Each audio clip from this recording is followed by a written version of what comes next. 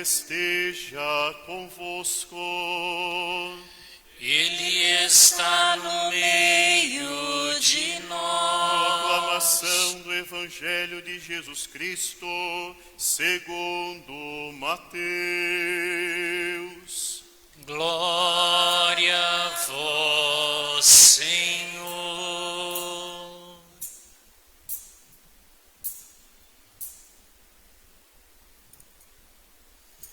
Naquele tempo, Jesus pôs-se a dizer: Eu te louvo, ó Pai, Senhor do céu e da terra, porque escondestes essas coisas aos sábios e entendidos, e as revelaste aos pequeninos. Sim, Pai, porque assim foi do teu agrado. Tudo me foi entregue por meu Pai, e ninguém conhece o Filho senão o Pai, e ninguém conhece o Pai senão o Filho, e aquele a quem o Filho quiser revelar. Vinde a mim todos vós que estáis cansados e fatigados sob o peso dos vossos fardos, e eu vos darei descanso. Tomai sobre vós o meu jugo e aprendei de mim, porque sou manso e humilde de coração, e vós encontrarei descanso, pois o meu jugo é suave e o meu fardo é leve. Palavra da salvação. Glória a vós, Senhor. Nós estamos celebrando, caríssimos, o 14º domingo do tempo comum e damos seguimento a esta nossa caminhada semanal de encontro com Jesus Cristo. Há algumas semanas atrás, nós vínhamos celebrando o discurso missionário de Jesus, presente no Evangelho de São Mateus, onde Cristo elegia os 12 apóstolos, enviava-os em missão, e a eles confiava uma porção de recomendações necessárias para o bom êxito da missão evangelizadora. O evangelho que nós ouvimos é, de certa forma, o retorno dos discípulos e a alegria de Jesus com o bom êxito obtido pelos seus evangelizadores. Por isso, Jesus começa o evangelho de hoje com uma bonita oração, que no contexto judaico se chamava Beracá, a oração própria dos rabinos judeus daquela época, quando de braços para os céus, eles diziam: eu te louvo, ó Pai, bendito sejais vós, ó Pai, ou algo que começasse dessa forma. Como Cristo fez hoje: eu te louvo, ó Pai, Senhor do céu e da terra. Cristo se alegra, exulta de alegria, porque Deus não revelou, escondeu essas coisas, os seus mistérios, os seus desígnios, aos sábios e entendidos. Olha que dado interessante, Eu te louvo, ó Pai, Senhor do céu e da terra, porque escondestes essas coisas aos sábios e entendidos. É importante compreendermos que Cristo não está fazendo uma crítica à busca de sabedoria. Do contrário, não teria sentido a expressão de de Santo Agostinho, que é necessário crer para compreender e compreender para crer.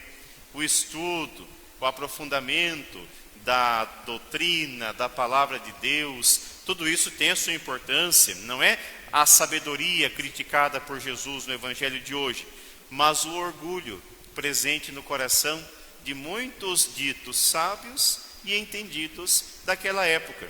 O orgulho presente também no nosso coração, e que nós devemos lutar ao longo da nossa vida para que ele deixe espaço no nosso ser, de modo que Deus possa realmente se fazer conhecer por nós. O Senhor não pode ser conhecido simplesmente pelos nossos esforços humanos. É necessário que Ele se deixe conhecer. Portanto, tudo aquilo que sabemos de Deus não é mérito nosso, não é sabedoria e inteligência própria. Tudo isso é graça de Deus. É Ele que nos concede a graça de conhecê-lo. E Jesus continua: e revelastes essas coisas aos pequeninos.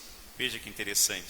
É Deus que revela os segredos do reino e os seus desígnios. E Ele revela a quem Ele quer. E a pergunta que o Evangelho então nos coloca é a seguinte: mas tá bom, se é Deus que revela o seu ser, o que nós devemos fazer para que Ele se revele a nós?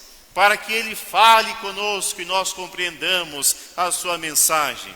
Bom, o próprio Evangelho responde: aprendei de mim, que sou manso e humilde de coração. Olha que interessante, não adianta ter um cérebro de 5 quilos e ter todos os diplomas do mundo, se não temos um coração manso e humilde, a exemplo do coração de Jesus. É a mansidão e a humildade do nosso ser que torna capaz o conhecimento pleno dos desígnios de Deus em nossa vida. Pesquisando para fazer essa homilia, eu encontrava o significado de mansidão. A palavra mansidão vem do termo latim mansus, significa literalmente aquilo no qual se pode colocar a mão. É o mesmo termo utilizado em relação ao mundo animal, por exemplo. Quando a gente fala assim: o cachorrinho é manso, pode passar a mão. Ou seja, ele é mansinho, a gente passa a mão nele. Ser manso de coração significa ter o coração tão aberto à graça divina, de modo que Deus possa passar a mão em nós, de modo que Ele possa tocar o nosso ser, e com o seu toque divino, poderoso, transformar a nossa existência. Ser manso de coração é deixarmos-nos tocar pelo Senhor. Como que nós podemos saber se estamos sendo mansos de coração ou não estamos? Bom, isso não é muito difícil de perceber. Quando nós culpamos Deus por tudo aquilo que acontece de mal, nós estamos deixando de ser mansos de coração. Nesse tempo de pandemia, isto se torna uma tentação muito grande. Culpar a Deus, colocar nas costas de Deus esse jugo que é nosso, não é culpa dele. Deus respeita as veredas da história. Colocar a culpa de Deus é sinal de um coração que não se encontra manso. O coração que não é manso duvida de Deus, pelo simples fato de não compreender os seus desígnios. Não compreende Deus, não compreende a própria religião e por isso simplesmente duvida. Talvez essa seja a maior prova de ignorância que podemos dar para o mundo. É necessário um coração manso. O coração que não é manso é um coração autossuficiente. Ele acredita que pode se salvar com as próprias forças. Lê do engano. Nós não temos condições de melhorar a vida sem Deus. Nós não temos nenhuma chance de mudar para melhor se deixamos Deus de lado da nossa existência, dos nossos relacionamentos, porque nós não somos autossuficientes. É necessário compreender que Deus é o fundamento de nossa caminhada por esse mundo e um ser amplamente necessário para que de fato alcancemos o bem para nós e também para o nosso próximo. É necessário um coração manso, capaz de deixar-se tocar por Deus, manso e humilde. E a palavra humilde eu já tenho falado há tanto tempo aqui para todos, que significa, vem do termo humus, significa terra.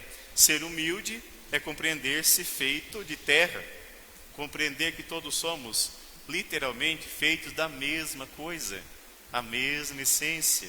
Nós somos feitos da mesma matéria. E se somos feitos da mesma matéria, não devemos correr o risco de nos achar maiores do que os demais, porque não somos a mesma coisa. Temos a mesma dignidade e para Deus a mesma importância. Que essa liturgia, esta Eucaristia que vamos participar, celebrar nesta liturgia eucarística, nos ajude a ter um coração manso e humilde, a exemplo do coração de Jesus, de modo que os nossos fardos sejam aliviados e encontremos o jugo suave de nosso Senhor. Louvado seja nosso Senhor Jesus Cristo.